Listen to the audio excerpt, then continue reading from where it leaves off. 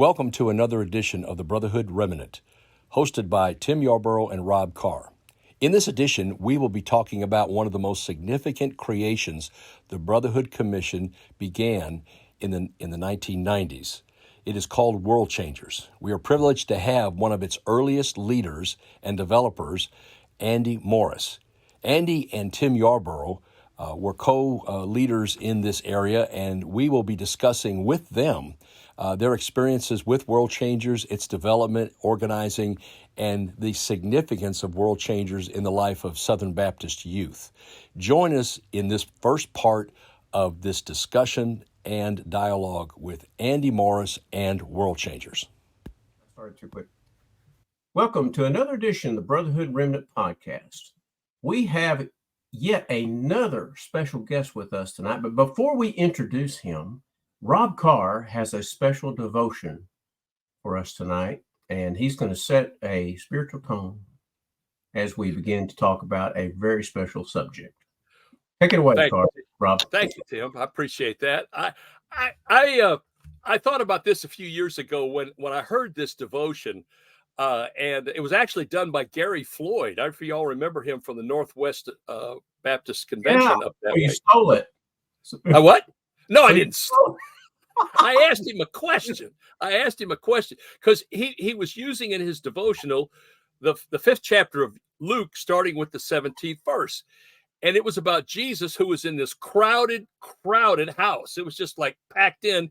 And you guys know the story. We all heard it from, way back from the beginning.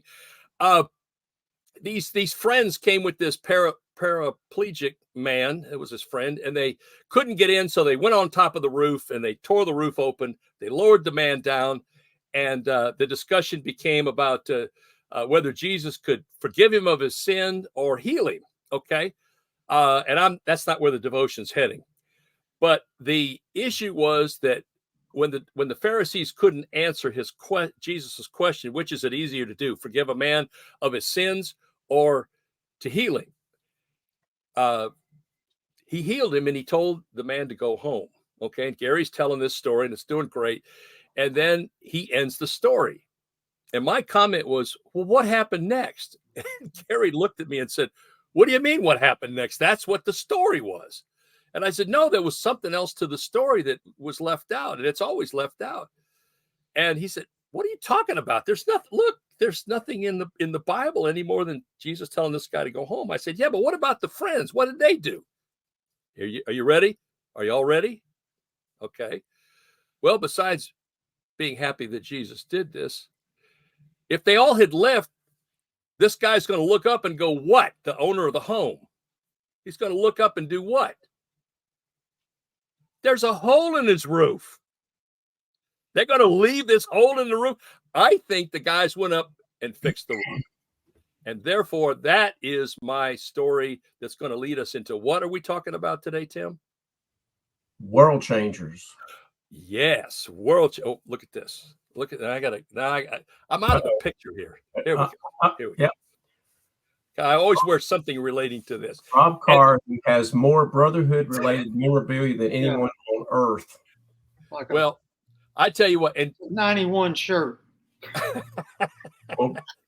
Tim, would you please introduce our guest that has something to do with World Changers, I think, maybe? I think so. Well, I said we had a very special guest. This man that's in the middle of the picture here is Andy Morris.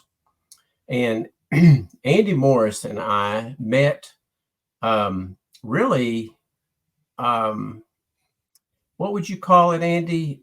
We were just kind of thrown together to make something happen. And that something was to launch World Changers. Andy was at the pilot in 1990, 90, in Bryceville, Tennessee.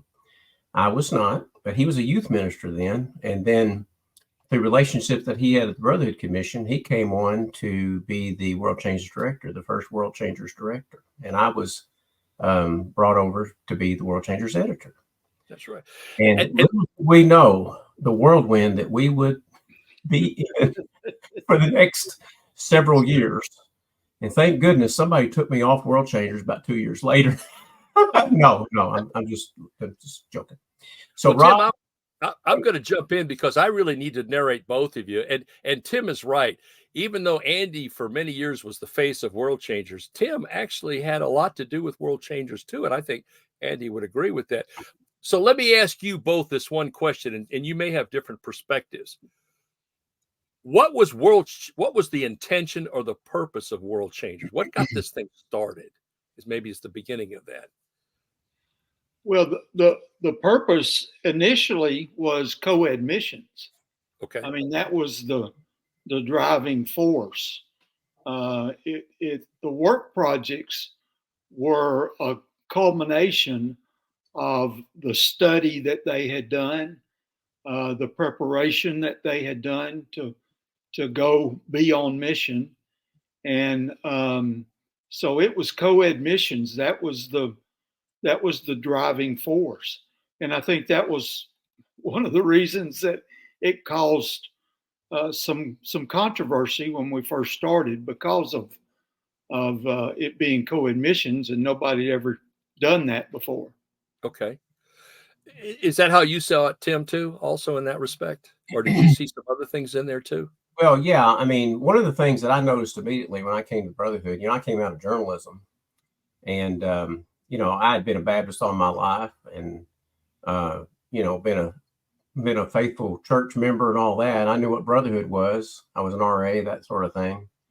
But there was a disconnect, I think, that I saw with actually what was going on in the church and what the churches needed and what the Brotherhood Commission was offering. And, a lot of the churches didn't want to go here, there, and yonder for their mission education. They wanted to go to one place, and they wanted to, particularly in student work. And I think World Changers really filled a void at that time to give, students a project-related, learning experience and project-related outcome, faith in action kind of thing. Yes. And I was just privileged to be a part of it. I thought it was cool. Well, one thing and Andy, I think you taught me this about as fast, because you anticipated some of these questions that some of us were asking. I was in State Brotherhood at the time, and we're going to talk about the pilot and all that. But one of the things that I remember, and you can clarify this or develop it a little more, was that there was a tendency to see mission projects as something that you did for somebody else. World Changers was a little different in that respect, because if I remember correctly, you talked about this wasn't just about going and helping people, but it was about building your youth group, discipling yourself, strengthening your relationship with the person who is doing that. Am I being accurate on that? Yeah. One of the phrases that we, said a whole lot in those days was, the world we seek to change is the world of the participant. Very so good. That brings a whole different perspective to the mission project. The construction aspect is where we began, and construction was just a tool for us to try to influence the kids that were on the mission project. I really think, you were talking about the tension and the struggle with co-ed. I think there had to be some tension and struggle with the understanding of what a mission action project was, because we'd been taught for years that it's about going and helping people. But the thought of actually helping the participant, I think even though it's obvious, and you guys proven it to be the proper thing, I think that was a kind of a radical idea too. Maybe I'm wrong. Again, both of you respond to that. Was that a radical idea considered? I don't know that we saw it as radical. I think we, at least I saw it as just the plan. Okay. That was what we were trying to do. Co-ed missions, primarily through the study, but then experiencing co-ed missions by doing the project, and hopefully the kids will learn what being a missionary was about. We hope that that from that experience that there would be kids that would go on the mission field. Certainly, some of them though would just commit to doing a mission project the rest of their life as long as they were able. So there was all kinds of commitments, and not just by kids. I think the surprising thing for Tim and I was the fact that the experience changed the life of so many adults that were on the project, including us. That it just became something. Tim said he was privileged to be a part of it. I mean, it was a whirlwind that we just felt like was a God moment we were caught up in. Yeah. Hey, Andy, I want to ask you from the perspective of a youth minister, because you were a youth minister at First Baptist Church, Memphis, at the time that World Changers was piloted. And I don't know if you were in on some conversations and things before the pilot. I can't remember. You could fill us in on that. But one of the things that I really was cognizant of, just seeing students that really had not been given that type of opportunity before to be able to put their faith in action. Yeah, they had done service projects and things like that, but go to a place where people are very different than themselves. I mean, Briceville, you could not have been any different than those kids coming from Memphis. And I think most of them are from Memphis than Briceville, Tennessee. I mean, they were still heating with coal, some of those houses. Right. I know they went back to Briceville for years and years and years after that. But could you address that a little bit? I know I was, real quickly, I don't know if you know this or not, but I ended up leading the mission work for First Redeemer Church for a number of years. I remember that. And working with the youth minister there, and I was glad he allowed me to do that.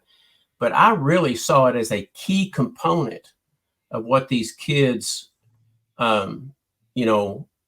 their takeaways that they could take away from church and being a part of something like World Changers. We called it 1040 missions. We didn't call it World Changers. That's what we were doing. And we did the 4 fields of Acts 1:8, what we tried to accomplish. And anyway, I still track on some of those students today and see that some of them did go into mission work. Some of them talk about, different things they do in ministries.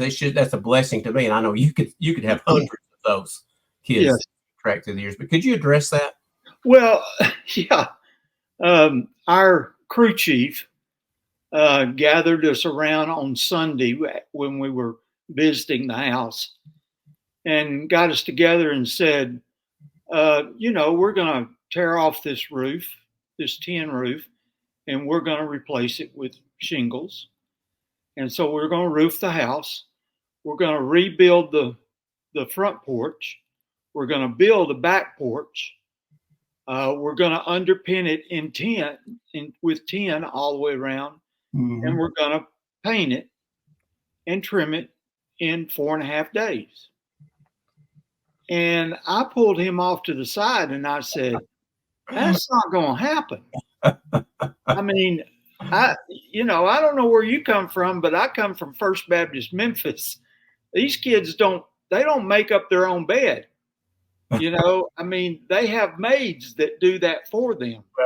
I mean, I just don't see our kids, working like that, and was I surprised. I mean, I've never seen kids get involved in that kind of work in all my life. I mean, they poured themselves into that project. I was flabbergasted that it was happening, happening on my crew and happening with my kids. Yeah. It was kind of like we gave them permission to do things that they otherwise were told. And Tim and I have talked about this, Andy. We're always telling young people, wait till you grow up, or wait till you turn 18, or wait till, you have enough experience, because we tend to be cautious in our approach, with things. And but I think what I saw in World Changers is, first of all, and I think, again, address this, it's a you can do it mentality, with the proper supervision and people helping you. But guys, because I think it might have even surprised the kids themselves. Not only were they turned on, but they were like, I can do this. I can really build a house. I can replace a roof. Right. Yeah, yeah. Let's roll this back just a little bit, Andy. And you know this story probably better than I, but I know the idea for World Changers came out of, I always understood it to be somebody's dissertation at some seminary. Okay, and you can address that. And I also know that we owe a lot of credit, obviously, to Mike Day, Rusty Griffin, all the ones at the Brotherhood that kind of set the stage for everything. I mean, there were battles that were waged and won that moved World Changers forward. And we'll probably get into a little bit of that conversation later. But tell us a little bit about what you know about the foundations of World Changers. I know that there was group work camps at the time, and there may have been, I don't know, was Youth Specialties doing some stuff or somebody else too? I can't remember. I don't know that Youth Specialties was doing work projects. I think youth work camps. That was mainly the thing. Yeah.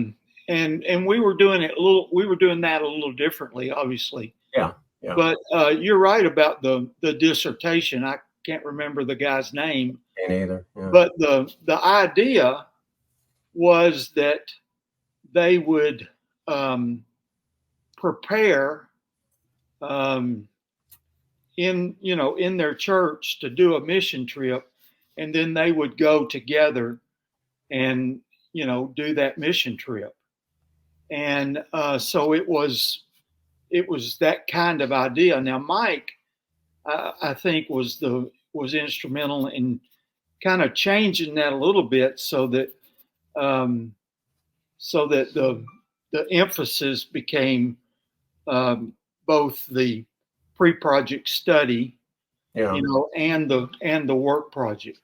Mm-hmm. And you're right. I mean, Mike and Rusty, the way they pulled off that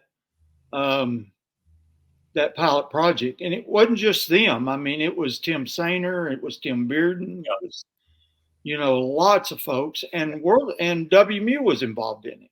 Yeah. I don't know if they were angry the whole time they were there, but they were involved in it. Yeah, and I know that I was in some of the meetings. I know you were in probably more of the meetings than I was, but I know there were some high-level meetings held between Brotherhood and WMU related to all this. And I do remember a moment. I'm not sure it was the time that you put your finger in the face of a WMU lady or not, but I remember the moment when Rusty Griffin, after we were finished with some meeting, he basically just said, I can't remember, I don't think he told them this. He may have told us this after the meeting. He said, we're going to do this. And we did it. And I think he got into a little hot water about it. Of course, Rusty stayed in hot water a little bit, but right. But, it just took a lot of tenacity by these guys to make it happen. I know that there were a lot of, even inside the Brotherhood, there were a lot of, hey, wait a minute, we really need to do this. And but really, it turned out to be the future. It really was the future. Right. Well, yeah, and that was one thing about Rusty. Rusty, he always had a gift to be able to look ahead and kind of see where things ought to go. Yeah. And I think he got a lot of blowback for that on several occasions. But you're right. I mean, he implanted the idea that we're going to do this. And so when we're going into a meeting with WMU, it wasn't, well, we're thinking about doing it, or I mean, we knew going in that this was going to happen. Yeah. And the invitation was, we'd like for you to come alongside us. Yeah.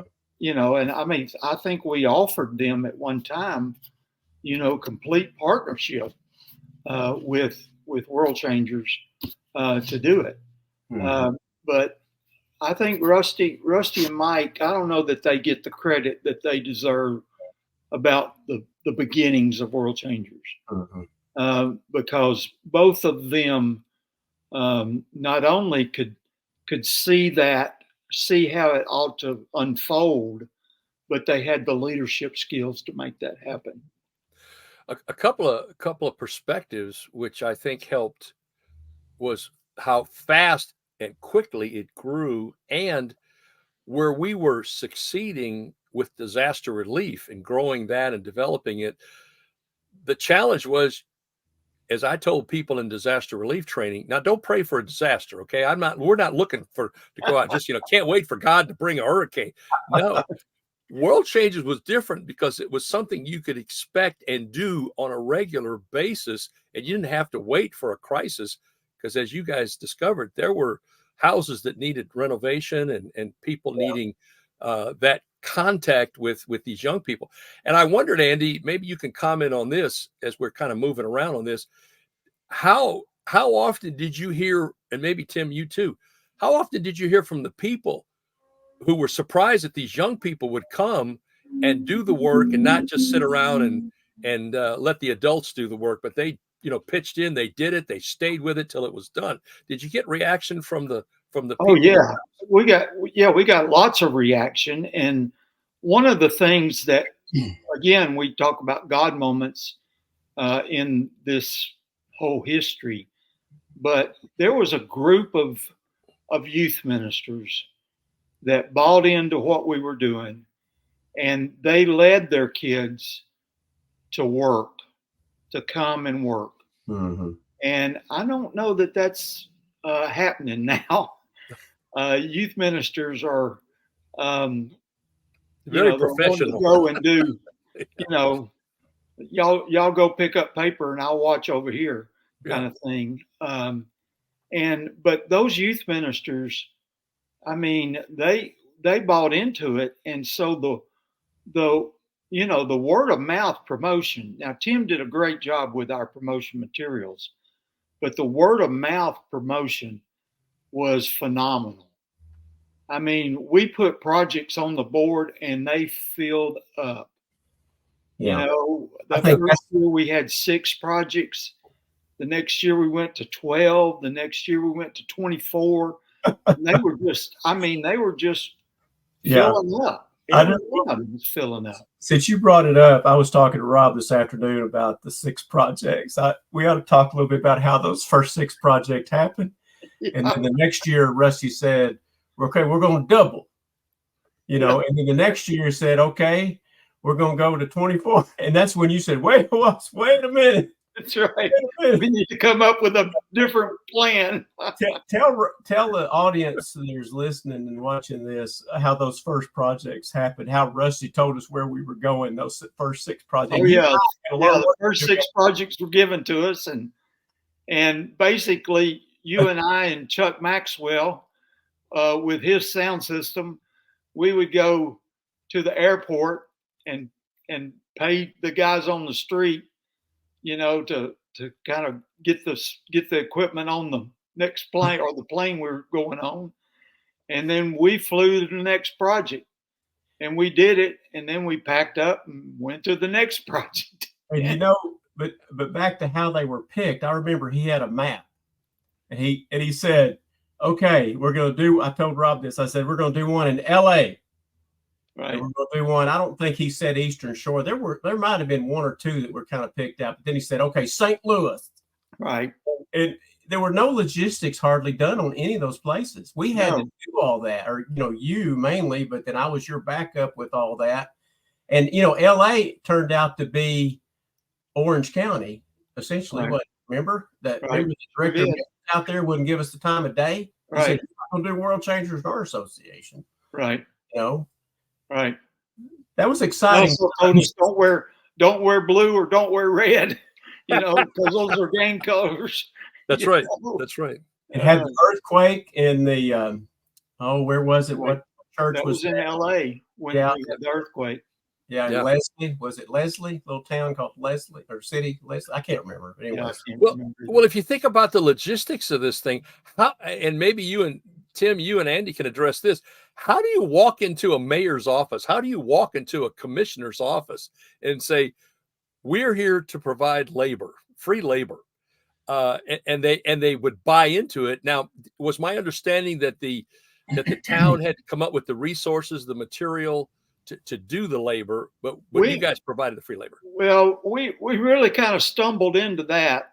Yeah. And there again, Mike and Rusty worked with an agency in Briceville that provided the homes. They qualified the homeowners, and they paid for building materials. So that was already done. Okay. So I was trying to,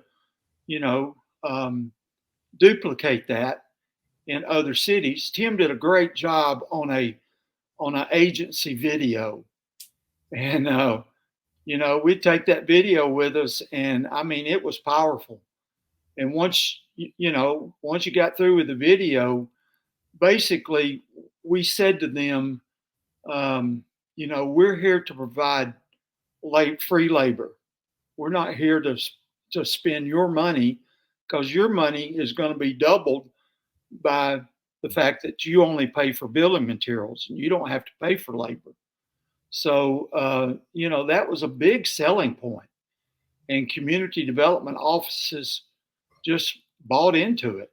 Good. I mean, it was, I wouldn't say it was easy, but boy, it became a whole lot tougher as the years went by. And let me say one other thing, and then Rob, I know you got lots of questions and observations and things. Yeah, go ahead. We don't need to forget the fact that World Changers came along at a very opportune time for the Brotherhood. Brotherhood was always struggled financially, and of course, initially it seemed like it was a big financial drag, but World Changers ended up really assisting the Brotherhood in having cash flow to do things right it didn't have before. And I think it's just like you said. I think it was a God thing. I really believe that, and it was timely. And I think it was filling a void. I think with the youth ministers, pushing it so hard and wanting to be a part of it, it really filled the void for that time. I absolutely agree. I also think that not only the time was right, which is what I was going to work on, because Tim and I, Andy, have been doing some history of Brotherhood. When you've got a church that is already, and I'm not saying, but it is different than it was, say, 50 years ago, where the church had its own containment of leadership and boys were coming. Right. RAs went through 12th grade. And yet by the 1980s, late 70s, early 80s, youth ministry began to take over a lot of what was going on in mission education. And a lot of the youth ministers were going, RAs, we're going to try to do our own thing. And I think what World Changers, and again, you guys can comment on this, I saw World Changers as saying, okay, we're not asking you to do pioneers or challengers or RAs. You're going to do this with your kids. Now, coming back, you guys had the resources to either continue some level of mission education, or if they wanted to, plug them into challengers or high school Baptist young men or pioneers, they could do that. And so actually it was kind of a mission education, can I say this, in reverse, because of that you guys weren't saying, okay, first you need a Brotherhood director before you do anything else. You didn't do that. You were saying, let's start with the youth minister and let's work from there. Thoughts or comments about that? Well, not only that, Rob, but I think within the local church, there was a network of Baptist men who had the skills that we needed. Yes. And, we tapped into that, and, as long as you applied to be a crew chief or a construction coordinator or, a supervisor, as long as you applied and were accepted, then you came for free. And so there wasn't a charge. And a lot of those guys brought their trucks and their tools. Yeah, and I mean, but that came from a system that was already in place in the local church through Baptist men. And I absolutely support that. I think for since I was in Illinois being impacted with World Changers, I absolutely saw that. And I saw older guys getting connected with teenagers that would have never done that because they were older and they saw the youth pastor or youth minister, those are the kids over there. But when they saw these kids saying, teach me how to saw, teach me how to measure a board, that brought those guys and these youth together that would have never otherwise happened. And I've heard stories about that, about guys going, I really enjoyed working with these youth. They were receptive, they listened, they tried, and it taught these men as much as it taught the kids patience and how you work together. So you're right. I think it strengthened Baptist men along with, youth ministry. Well, I do too. And it was an intergenerational deal. And, that wasn't something that we started out to do. I mean, it just, again, it being a God moment, it just happened, and I mean, Tim knows, and you know, we couldn't have done it without those guys. We couldn't have done it without those men. And they kept wanting to come back. That's what amazed me. They were willing to go through all that. Let me make sure I include that. Because it wasn't just men; it was men. Right. Oh yeah, exactly. Yeah, that's a great point. That infrastructure was already in place, and World Changers tapped into that. Yeah, good point. Yeah, so it was a joint effort by churches that had youth ministry, but also churches that had Baptist men's groups that had those kind of those resources that made that possible. And I also was looking at the concept of, and this again is what's amazing, because the church and community missions, I guess, is what I was looking at. And I know the Brotherhood had been preaching that, teaching that, but again, I think World Changers brought that into a light because the community began to see things. The church just wasn't some little group over here worshiping by themselves. They were connecting. I can only imagine for you guys the free publicity from the news networks that were, coming over and looking at this and taking pictures and getting it in the newspaper and getting it on television. Right. I mean, that had to have helped along with everything. That was one of the things that coming from a journalism background that I could just see was at work, because we did press releases and we contacted the media and had the local governments help us with that and this and that. But they would come and they would see what was happening and they'd make it their own story. It'd become a human interest story, whether it be with a resident or whether it be with a student or an adult leader or whatever. Right. And those are very readable stories. It wasn't just like a denomination sends a bunch of kids to do, to choir tour on a choir tour. Right. So let me interject. So did you guys ever have any kind of community recognition by the mayor or commissioner or the? Oh yeah, all the time. Yeah. I mean, we got so many, keys to the city and letters from, World Changers Day, and at city council. I mean, it happened. It didn't happen at every project. Right. But it happened more times than not in those early days. Did you have some of those saying, now, when are you guys coming back? Because we got more projects we can do. Did you have that too? Oh, yes. We sure did.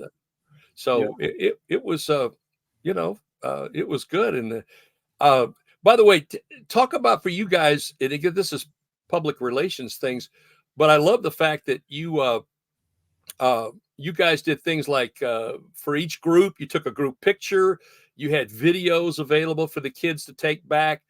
Talk a little bit about how you guys promoted this on the set, because I think you guys had PR teams or press release teams, camera teams. I mean, you had a whole gamut of things as it grew. Yeah, and I mean, a lot of that developed systematically when we started having summer staff, and it just didn't all just fall into Tim's lap. But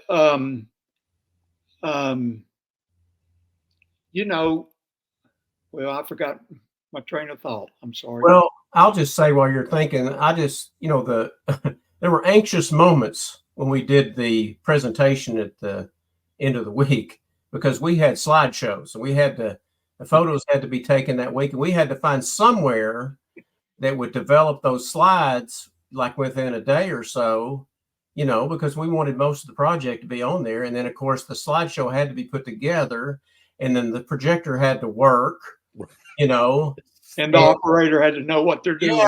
Yeah. And, there were some anxious moments, particularly when we didn't do projects in very, populated areas, that cities wasn't a problem, but it usually, and of course, just having the photo to take home with them and things like that. I mean, I think that all propagated itself. It was a good. My Rob, daughter went on. My daughter went on 2 projects, and she cherishes those pictures of the crew. And I don't know if they've stayed in touch, but she remembers a lot of the people there. Yeah. I want to jump to another thought, and I need your all's input here. Let me just say this before we leave that subject. Okay. That once again, we went back to the pilot project. The slideshow was done at the pilot project. T-shirts were given to every participant. A group picture was made. Yeah. A large picture of everybody at the project was made. Yeah. We gave out gifts to the youth minister to kind of bribe them to come back.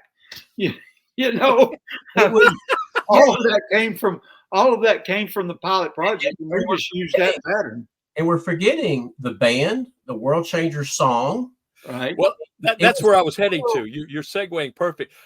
Because I've got to ask how the song was created now. And let me throw you all a softball. Was this a song competition that people would, or did you guys select the song, or how did that song develop into that? And somewhere in my stuff, I know I've got a cassette of it. One of these days, we're going to put that on the archives along with all the World Changers stuff that I've got. A world changer. Well done. Well done. That was Chuck Maxwell. Andy have to fill you in on how we got the song, but that was all Chuck Maxwell. Chuck Maxwell wrote that song in about 5 or 10 minutes. Woo. He sat down on the stage after one of the worship services at the pilot project and came up with that song. And gosh, that song, it stayed with participants forever. It was a highlight. We even made a different song at the North American Mission Board. We came up with a different song that Warren and Sonia Jacobs did. And you know what? Nope. We were right back to that. I was going to say it was part of the total experience. That's what I got.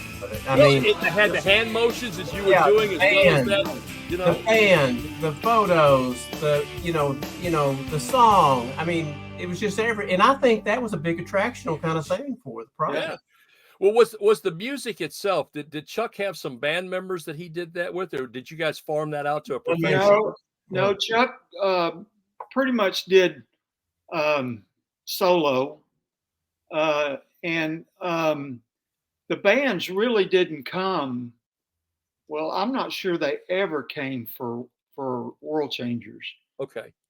It was always the music leader when we had a summer staff. Right. There was a music leader that did it, so it was kind of a solo thing. Okay. Yeah, but Chuck had a DAT system, a deck, and it was like he had a band. Right. Yeah. Well, see, we all think it was a band when it may have been, one instrument. Fill in the vocals. Yeah. Later, with the Mission Serve projects and stuff, y'all always had a band, pretty much. I think. Yeah, we just decided that was where youth groups are. They have bands on Wednesday night or Sunday night or whenever they meet, and so we had to have a band.